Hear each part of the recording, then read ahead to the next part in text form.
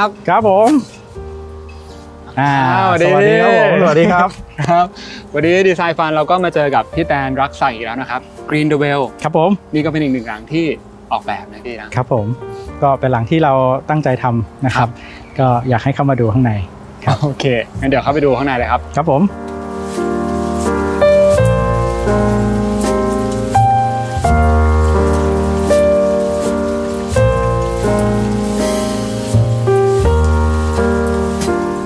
ตรงนี้เขาเป็นแบบปลูกผักสวนครัวกินได้ใช่ไหมพี่พืชผักสวนครัวครับปลูกเอาไว้กินเองนะฮะผักชีฝรั่งโหระพาพริกครับอันนี้ทางแลนด์สเคปก็จะวางไว้ในตำแหน่งที่มันโดนแดดในเวลาที่มันควรจะวางนะครับตรงนี้ก็เป็นส่วนที่จอดรถนะฮะครับแล้วก็เป็นหน้าบ้านครับใครที่เคยดูคลิปของเรา Ice House ก็จะรู้สึกว่ามันมีกลิ่นมันมีเอลิเมนต์อะไรบางอย่างที่มันมีความคล้ายคลึงกันนะพี่มันก็ถือว่าเป็นซิกเนเจอร์ของ Green the Well เหมือนกันนะพี่ครับก็จริงๆเราออกแบบมาโดยเอาบริบทของภูมิอากาศครับเจ้าของบ้านเรื่องของมุมมองเพื่อนบ้านความต้องการ privacy มาเป็นตัวตั้งเพราะฉะนั้นเนี่ยพอโจทย์และบริบทมันคล้ายกันในเรนจ์ของงบประมาณที่ใกล้เคียงกันเนี่ยโซลูชันมันเลยออกมามีความคล้ายคลึงกันอย่างบ้านหลังนี้เจ้าของชอบความเป็นส่วนตัวนะครับเพราะฉะนั้นเราก็เลยวางรูปแบบของบ้านที่มีระแนงการมุมมองจากภายนอกโอบล้อมสเปซที่มันเป็นส่วนตัวภายในแล้วก็ cast shadow ให้กับพื้นที่ที่เป็นพื้นที่นั่งเล่น outdoor ของบ้านก็ตามที่เจ้าของบอกโจทย์ในวันที่เราได้สัมภาษณ์อย่างละเอียดกับเจ้าของนะครับอยากให้ลูกๆได้วิ่งเล่นในพื้นที่ที่อยู่ในร่มเงาไม่ร้อนมีการเล่น indoor outdoor มีการใช้ชีวิตที่เปิดโล่งโปร่งในบ้านที่อยู่ในกรุงเทพซึ่งการที่จะได้อย่างนั้นเนี่ยมันก็ต้องมีการวางบ้านในทิศทางที่เหมาะสมให้ลมเข้าบังแดดได้ดีนะครับถึงจะเกิดกิจกรรมเหล่านั้นได้ครับจริงๆบ้านอันนี้ก็คืออยู่ติดถนนใหญ่เลยแหละแต่ว่ามันก็มีการแบบเถิบเข้ามาก็ลึกประมาณหนึ่งนะพี่อย่างตรงนี้ที่ผมเห็นเนี่ยบ้านก็ลักษณะเป็นตัว L นะพี่แล้วฝั่งนี้ก็เหมือนมีพื้นที่ว่างเหมือนถูกคว้านออกไม่ได้เป็นก้อนทึบตันใช่ครับแล้วก็เป็นโครงสร้างเหล็กมีการใช้ระแนงแต่ระแนงหลังนี้เนี่ยมันจะต่างจากหลังของ Ice House ตรงที่ว่าอันนี้มันจะเป็นแนวนอนที่เฉียงลงนี้ใช่จริงๆอย่างของ Ice House เนี่ยก็ต้องบอกว่าเราต้องการ privacy ในเลเวลที่สูงมาก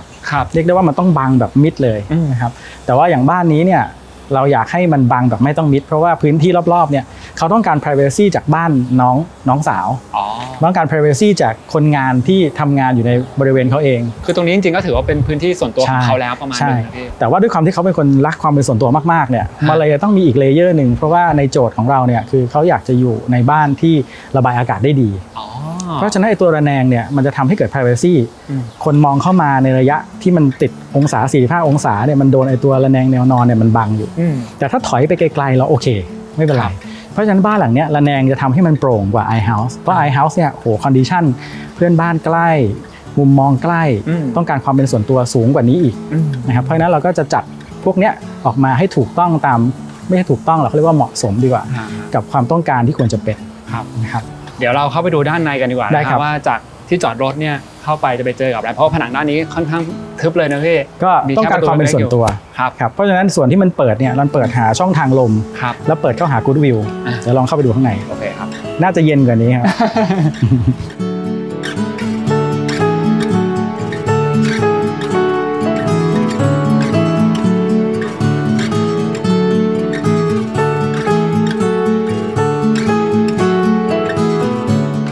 จากพื้นที่จอดรถนะพี่ครับตรงนี้ที่พี่บอกคือมัน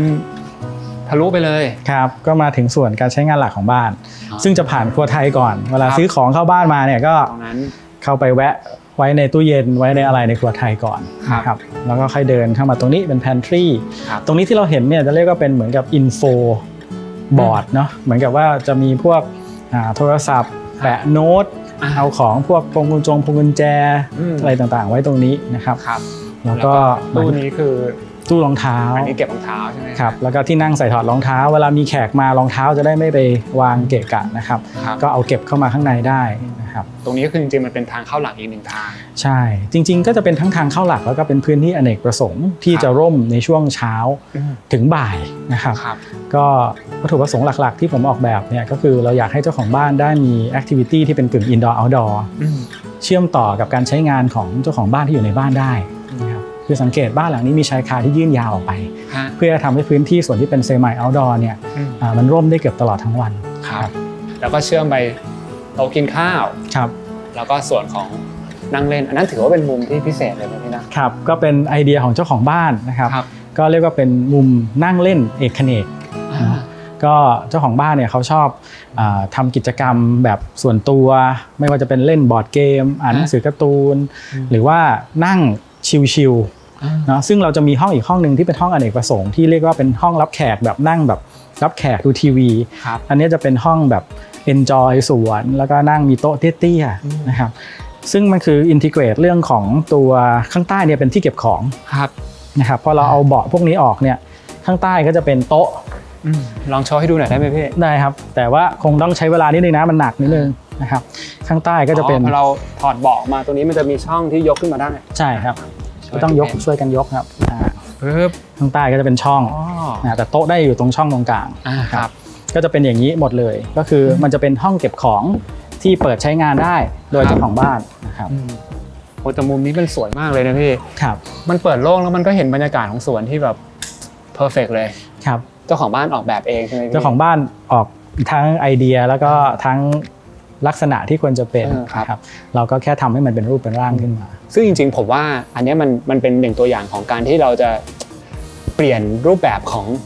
การออกแบบมุมนั่งเล่นหรือห้องนั่งเล่นมันไม่จำเป็นต้องเป็นโซฟาเหมือนเดิมอีกต่อไปแล้วมันก็อยู่ที่ว่าคุณกิจกรรมของคุณคืออะไรนะคือจริงๆต้องเรียนอย่างนี้ว่าการทำบ้านโดยมีสถาปนิกเป็นผู้ออกแบบเนี่ยเราต้องให้เจ้าของเป็นจุดศูนย์กลางของการออกแบบแล้วเจ้าของเขาจะบอกเราเองว่าเขาอยากได้อะไรอย่างตอนเนี้ยบ้านหลังเนี้ยเป็นสิ่งที่ทำให้เห็นชัดๆว่าเอาสิ่งที่รักมาใกล้ตัวแล้วเราก็จะมีความสุขเรามารอบตัวใช่เป็นตู้โชว์ของเลโก้อะไรอย่างนี้นะพี่บอร์ดเกมสมอะไรสวนที่ให้บรรยากาศที่ดีนะครับแล้วก็มุมมองที่โปร่งโล่งจริงๆบ้านหลังนี้มีสมาร์ทซิสเต็มคอนโทรลทั้งหมดในบ้านได้ด้วยมือถือเครื่องเดียวไม่ว่าจะเป็นแอร์ไฟอะไรอย่างนี้เหรอพี่ครับแล้วที่สำคัญที่สุดคือคนที่วางระบบทั้งหมดเป็นเจ้าของบ้านเองสุดยอดเลย ครับเจ้าของบ้านเป็นวิศวะอะไรอย่างเงี้ยวิศวะไฟฟ้านะครับเดี๋ยวขอลองขยับมามุมนี้บ้างนะพี่ก็น่าจะเป็นมุมที่เย็นที่สุดของบ้านตรงนี้นะฮะครับในเรื่องของทิศทางลมอะพี่อย่างบ้านหลังนี้เองก็ผมก็เชื่อว่าก็คงต้องมีการใช้โปรแกรมคำนวณเรื่องของทิศทางแสงทิศทางลมอย่างที่พี่ทำมาประจำอยู่แล้วใช่ไหมครับใช่ครับถามย้อนกลับไปจากคลิปแรกไอคลาวเนี่ยหนึ่งคำถามที่คนถามมาเยอะเหมือนกันก็คือโปรแกรมที่ใช้ในการออกแบบเนี่ยมันเป็นแบบไหนเขาอยากจะมีต้องทำยังไงและถ้าเกิดเขาไม่มีมันเป็นเรื่องใหญ่มากเลยไหมหรือจริงๆนะปกติสถาปนิกคนอื่นๆต่อให้ไม่ใช้โปรแกรมมันก็คำนึงถึงอยู่แล้วอย่างเงี้ยครับจริงๆก็ต้องบอกว่าทางผมกับคุณสุริทิพย์นะครับก็เป็นทั้งผู้บริหารผู้ออกแบบร่วมกันแล้วก็เป็นภรรยาผมด้วยเนาะก็เป็นรุ่นพี่แก๊ปอยู่ปีเดียวกับผมนี่แหละแล้วก็เราไปทำงานที่อเมริกาด้วยกันนะครับจริงๆที่อเมริกาเนี่ยอาคารใหญ่ๆหนึ่งอาคารเนี่ยมันต้องซิมูเลตหมดไม่งั้นเนี่ย performance มัน fail มันก็ผิดกฎหมายผิด criteria ขั้นต่ำของเขาครับเพราะฉะนั้นต่อให้เป็นอาคารทุกรูปแบบเลยพี่จริงๆมันก็จะมีบ้านอาจจะไม่แต่ว่าอาคารใหญ่ๆมันต้องทำแต่ทีนี้เราเห็นว่าพอทำแล้วมันชัวร์ข้อที่มันยากอย่างหนึ่งก็คือตัวโปรแกรมที่ใช้เนี่ยมันต้องเป็นโปรแกรมที่มีลิขสิทธิ์ถ้าไม่ใช่ลิขสิทธิ์เราก็เอามาทำในฐานะของเป็น professional ไม่ได้แล้วข้อจำกัดใหญ่ๆของการออกแบบในประเทศไทยก็คือว่าคนใช้ไม่เยอะพอคนใช้ไม่เยอะเนี่ยค่าลิขสิทธิ์มันก็แพงเพราะว่าตัวหารมันน้อยถูกไหมตอนนี้ปีนึงเราจ่ายค่าลิขสิทธิ์โปรแกรมแพงมากเนาะครับก็มีทั้งเป็นรายปีเป็นทั้งเป็นรายเดือนคือไม่ใช่ขายขาดด้วยนะเพราะฉะนั้นคือมันก็ต้องมีต้นทุนส่วนหนึ่งจริงๆหลักการมันมีอยู่แค่3อย่างมีเรื่อง sun wind and light sun คือต้องทำ sun blocking คือบ้านเราห้ามโดนแดดเข้ามาจังๆที่บ้านเพราะฉะนั้นสังเกตว่าบ้าน Green Level มักจะมีชายคาที่ยื่นยาวซึ่งชายคาที่ยื่นยาวก็เหมือนเรากางร่มนะครับตราบใดที่อาคารเราไม่โดนความร้อนอาคารเราก็ไม่สะสมความร้อนก็เรียกว่า sun blocking เนาะ wind คือเอา ventilation เข้ามาซึ่ง ventilation ที่ว่าเนี่ยมันควรจะต้อง flow ไม่ใช่ว่าเข้ามาแบบอ่อยๆเพราะว่าถ้ามัน flow ได้เท่ากับว่ามันทำให้เกิด evaporative cooling ที่ผิวหนังถ้าเราอยู่ในที่ที่อากาศไม่ได้เย็นนะอย่างตอนนี้เราอยู่ตรงนี้มีพัดลมตรงนี้พัดลมตัวนี้มันทำให้เกิดการระบายความร้อนที่ผิวหนังของมนุษย์ซึ่งเป็นกลไกของธรรมชาติทำให้เราอยู่ในภาวะน่าสบายทั้งที่อุณหภูมิภายนอกมันไม่ได้เย็นก็เป็นเรื่องที่สามารถกำหนดได้ส่วนไลท์ก็คือเอา indirect light เข้ามาอย่างตอนนี้บ้านหลังนี้ปิดไฟทั้งบ้านเราก็รู้สึกว่ามันไม่มืด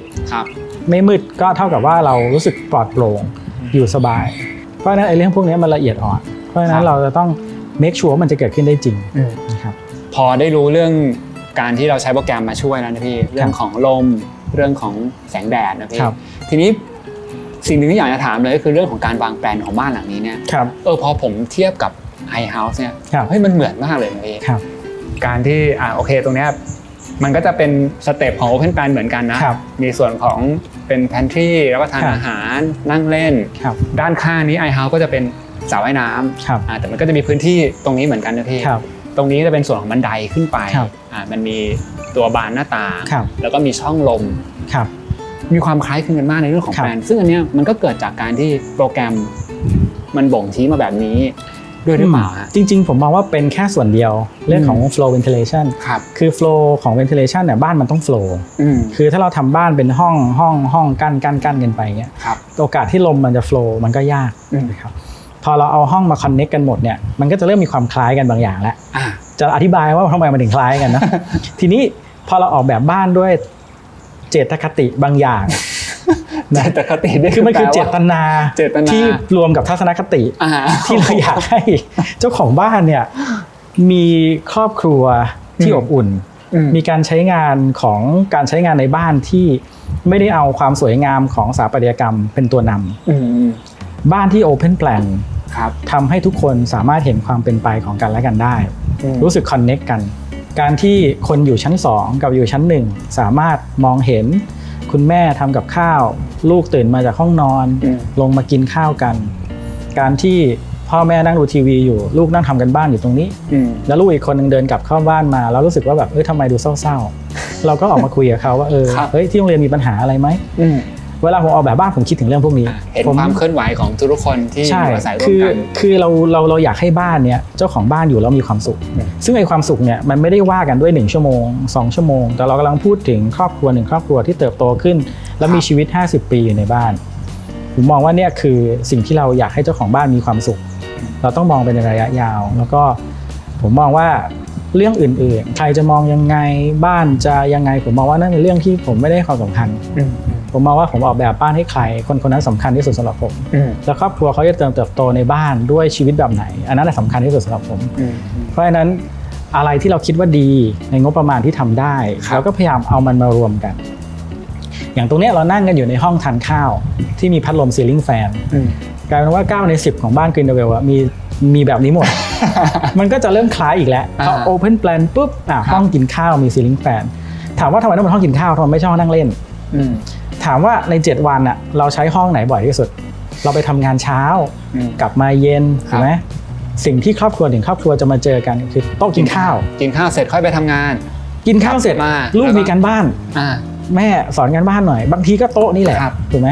เพราะฉะนั้นผมถึงมองว่าจุดที่มันเป็นจุดที่ทุกคนมาเจอกันเนี่ยมันสามารถทำให้อยู่สบายโดยที่ไม่ต้องเปิดแอร์เพราะเป็นอย่างนั้นเท่ากับว่าเราสามารถ enjoy พื้นที่ตรงนี้ได้โดยที่ไม่ได้ฝืนหลายๆคนชอบเอา double space ไปอยู่ห้อง living room แต่ living room ถ้ามาดูในการใช้งานจริงปรากฏทั้งวันธรรมดาไม่ได้ใช้เลยจะไปใช้ห้อง family room ห้อง living room ก็ปิดอยู่อย่างนั้นบางทีคือรับแขกนะพี่คือจริงๆเราต้องเอาวิถีชีวิตของคนปัจจุบันมาคิดก่อนที่จะออกแบบบ้านเพราะว่าถ้าเราทำอะไรตามประเพณี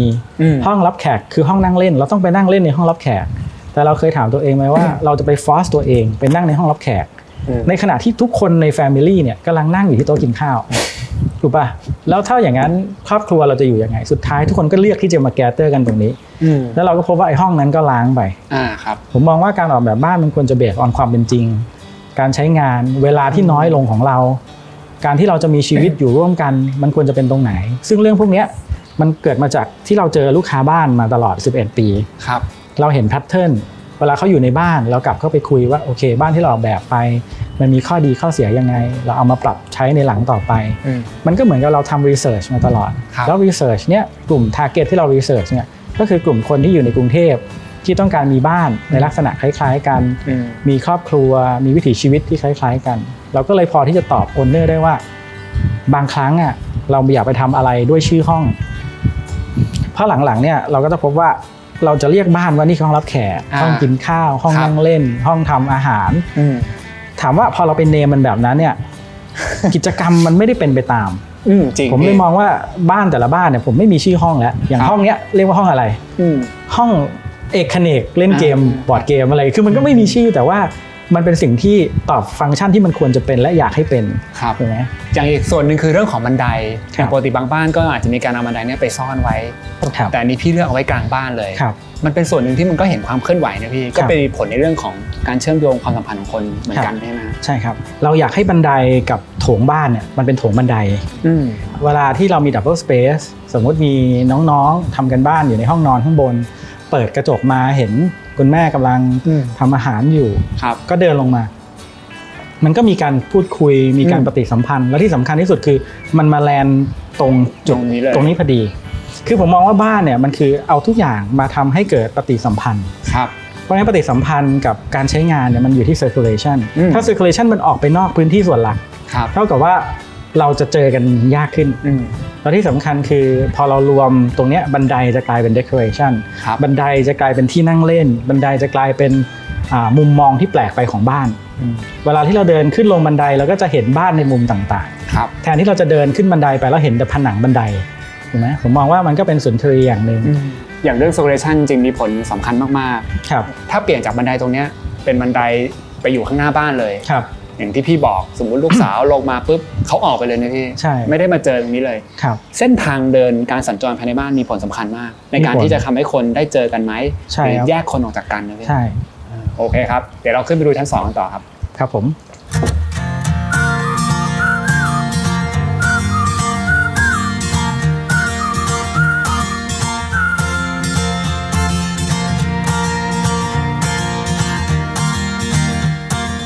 ขึ้นไปชั้น2กันนะพี่แตนตรงนี้ก็ยังคงเป็นการใช้บานเกล็ดนะพี่ครับก็เหมือนกับหลายๆบ้านของกรีนเวลนะฮะแต่ว่าจะมีความพิเศษหน่อยก็คือตรงนี้ข้างบนเป็นบานเกล็ดกระจกฝ้าข้างล่างเป็นกระจกใสครับเพราะว่าตรงนี้เราต้องการบัง privacy ให้เจ้าของบ้านแต่ข้างล่างเราต้องการให้เป็นกระจกใสเพื่อมองไปเห็นสวนนะครับแต่มันระบายอากาศได้เหมือนกันเนาะนี่คือข้อดีของบันไดที่เราคุยกันเมื่อกี้คือบันดีคืนดีแล้วก็นั่งกันแบบเนี้ยคือเราคงไม่ไปอยากนั่งบนบันไดในบริเวณที่มันแคบๆมืดๆเนาะแต่ถ้าบันไดเป็นแบบนี้เราก็จะแบบบางทีลูกๆก็จะเปลี่ยนบรรยากาศมานั่งเล่นในตรงนี้แล้วก็คุยกับที่บ้านเปลี่ยนบรรยากาศในการอ่านหนังสือเนาะแล้วก็ทุกครั้งที่เราเดินขึ้นเดินลงบันไดเราก็จะเห็นมุมมองที่เปลี่ยนไปของบ้าน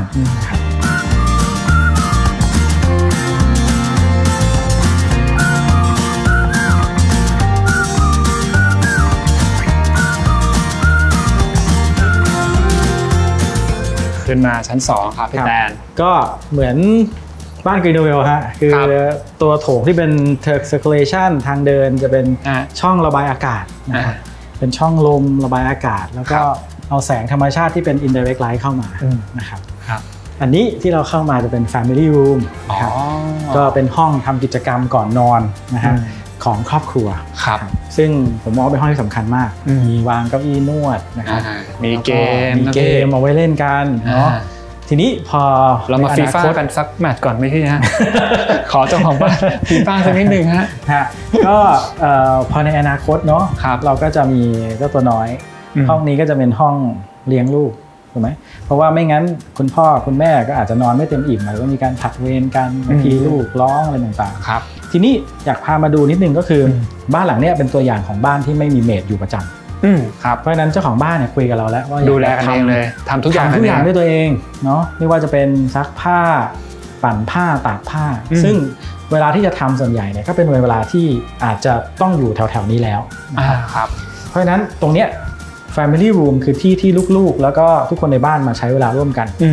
ระหว่างที่ใช้เวลาร่วมกันเนี่ยนี่คือห้องทำงานของคุณพ่อตรงนี้ซึ่งคุณพ่อเนี่ยก็คือคุณพลเนี่ยนะครับก็ชอบทำพวกงานอิเล็กทรอนิกส์ก่อนนอนแต่ไปดูตรงนี้เห็นโต๊ะคอมพิวเตอร์วางอยู่เลยนะครับ2ห้องเนี้ยมันปิดแยกกันได้แต่เปิดก็สามารถที่จะเหมือนกับเป็นห้องเดียวกันได้ตรงเมื่อกี้ที่เราเห็นเราเดินผ่านส่วนของบานเลื่อนตรงนี้มานะพี่ใช่อันนี้ก็จะเป็นของคุณพ่อกับส่วนกลางละเดี๋ยวผมพาไปดูตรงนี้นะครับก็คือพอเรานึกถึงว่าเรามีบ้านสมมุติมีลูกคนหนึ่ง2คนถามว่ากิจกรรมที่ต้องทำทุกวันสำหรับบ้านที่ไม่มีเมดก็จะมีซักผ้าอ้อมซักชุดนอนลูกซึ่งส่วนใหญ่ก็จะซักบ่อยหน่อยครับสมมุติว่าเรานั่งดูซีรีส์เกาหลีอยู่ตรงนี้เนาะโอ้โหกำลังมันเลยเวลาดังแล้วต้องไปเปลี่ยนผ้าจาก ซักเป็นอบต้องวิ่งลงไปข้างล่างหรือเปล่าเสียเวลากี่นาทีลูกจะอยู่กับใครจะดูถูกไหมครับเราก็คุยกันแล้วว่าเฮ้ยเราซักรีดกันบนนี้ดีกว่าไหมย้ายขึ้นมาบนนี้เลยก็ห้องซักห้องอะไรอยู่ตรงนี้เหมือนมีประตูข้ามเวลาครับเราก็เปิดมาซักเสร็จเอาไปตากถูกไหมซึ่งชั้น2เนี่ยมันก็แดดดีนี่คือเป็นเหมือนช็อตคัทเลยนะพี่คือพี่ก็ย้ายเอาไอ้เรื่องของการซักร้านอะไรต่างๆมาไว้ข้างบนเลยแล้วก็ที่ตากผ้าก็อยู่ข้างบนด้วยก็คือระเบียงตรงนี้เพราะไม่งั้นข้างล่างมันจะมีสวนสวยงามรอบบ้านได้ยังไงใช่ไหมใช่เพราะว่าตอนมาผมก็รู้สึกมันไม่มีมุมซักผ้านะพอเมื่อกี้พี่พูดถึงใช่ก็คือ1ไม่มีเมดแล้วแต่ว่าต้องมาซักผ้าแล้วพอซักผ้าเสร็จเขาอาจจะซักตอนเช้าตากตอนเช้าแดดดีที่สุดของตอนเช้ากับที่ตะวันออกตรงนี้เลยมันก็แห้งก่อนเที่ยงแล้วแหละถ้าแดดเมืองไทยเหมือนกันแล้วมันก็จะ access ได้จากห้องนอนมาตรงนี้ก็ได้อันนี้ก็เป็นห้องน้ำนี่เป็นห้องน้ำแล้วห้องน้ำก็เชื่อมไปยังห้องนอนเชื่อมไปห้องนอนก็คือสรุปว่าห้องเนี้ยมันถูกออกแบบมาโดยที่เจ้าของเป็นคนบอกโจทย์เราว่าเขาอยากจะเอาเวลาอยู่กับครอบครัวอยากจะเสียเวลาไปทำในเรื่องที่มันไม่มีความสุขเนี่ยให้น้อยที่สุดถามว่าสถาปัตยกรรมมีส่วนช่วยให้ชีวิตดีขึ้นได้ไหมก็เริ่มแล้วไงอันนี้ชัดเจนนี่ก็ถือว่าเป็นอีกหนึ่งสิ่งที่เราเห็นเลยนะว่าประโยชน์ของการวางแผนที่ดีมันให้อะไรกับเราบ้างและอย่างที่พี่แตนบอกสถาปัตยกรรมที่ดีเนี่ย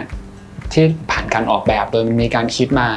สุดท้ายแล้วเฮ้ยมันทำให้เจ้าของบ้านมันมีเวลามากขึ้นมีความสุขมากขึ้นได้ใช้เวลาร่วมกับคนที่เรารักได้นานขึ้นด้วยนะครับดีเลยฮะในส่วนของห้องนอนเดี๋ยวเราไปดูนิดนึงแล้วกันได้ครับก็เดินทะลุห้องน้ำไปตรงนี้ไปเลยแล้วกันครับ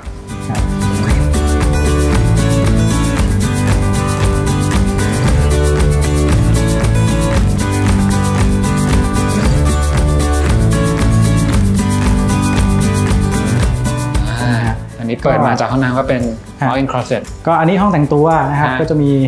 ช่องแสงเนาะเอาแสงเข้ามาในห้องนะครับทั้งด้านบนและด้านข้างใช่ก็ทำให้ห้องแต่งตัวรู้สึกว่ามันไม่อึดอัดครับแล้วก็ถ้าวางในทิศดีๆห้องแต่งตัวมันก็จะไม่ร้อนนะครับแล้วก็ห้องนอนอันนี้อยู่หน้าบ้านเลยพี่อยู่หน้าบ้านสาเหตุก็คือทั้งแคมปัสนี่เป็นของเจ้าของบ้านครับเพราะฉะนั้นเนี่ยเขาก็ควรจะต้องเห็นความเป็นไปในบ้านข้างนอกเป็นยังไงข้างในเป็นยังไงไม่ใช่ว่าอยู่แต่ข้างในอย่างเดียวนะครับแล้วที่สำคัญมันเป็นจุดที่ระบายอากาศได้ดีครับเพราะว่าบ้านห้องนอนเนี่ยมีการระบายอากาศได้มากกว่า2ทาง3ทางนะครับแล้วเราก็เลือกที่จะกัน privacy ให้กับห้องนอนด้วยระแนงที่เปิดปิดได้โดยการเอามือไปเลื่อนเพราะเรามีระเบียงโดยรอบตรงนี้เป็นระแนงที่เลื่อนได้แล้วก็ในส่วนโดยรอบก็จะมีเป็นระเบียงที่เดินออกไปข้างนอกได้ด้วยนะใช่ครับโอเคครับนี่ก็เป็นในส่วนของชั้น2ที่เราก็ได้เห็นครบแล้วจริงๆมุมโน้นก็จะมีอีก2ห้องนอนใช่ไหมครับพี่เผื่อไว้ในอนาคตก็ตอนนี้ยังไม่ได้มีใครมาอยู่ก็เผื่อไว้ครับผม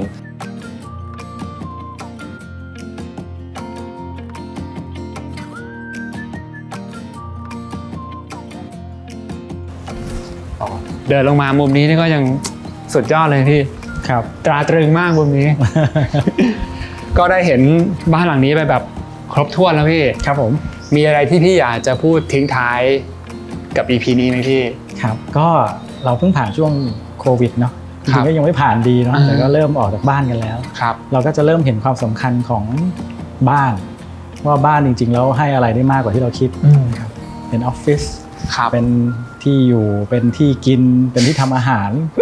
เราจะเห็นมิติใหม่ๆของบ้านมากขึ้นแล้วก็ให้ความสำคัญกับเรื่องของสุขภาวะเรื่องของ well-being มากขึ้นนะครับก็จริงๆวันนี้เจ้าของบ้านหลังนี้มีออฟฟิศอยู่ในบริเวณใกล้เคียงกันซึ่งออฟฟิศเนี้ยก็ Greenwell ออกแบบเหมือนกันแล้วก็คนที่อยู่อาศัยในออฟฟิศเนี่ยได้รับผลกระทบจากโควิดน้อยกว่าที่อื่นหน่อยนึงนะครับเพราะว่ามันออกแบบโดยใช้ natural ventilation ใช้แดดใช้อะไรเข้ามาทำให้อาคารมีความโปร่งโล่งนะครับก็เดี๋ยวยังไงพาไปดูได้ครับก็เดี๋ยวรอติดตามกันนะครับสำหรับดีไซน์ฟัน EP หน้านะครับเราจะพาไปดูออฟฟิศกันบ้างนะครับก็อย่าลืมกดไลค์กดแชร์ Subscribe แล้วก็กดกระดิ่งด้วยนะครับไปแล้วฮะผมกับพี่แตน EP นี้ลาไปก่อน EP หน้าก็ยังเจอเรา2คนเหมือนเดิมครับผมไปแล้วครับ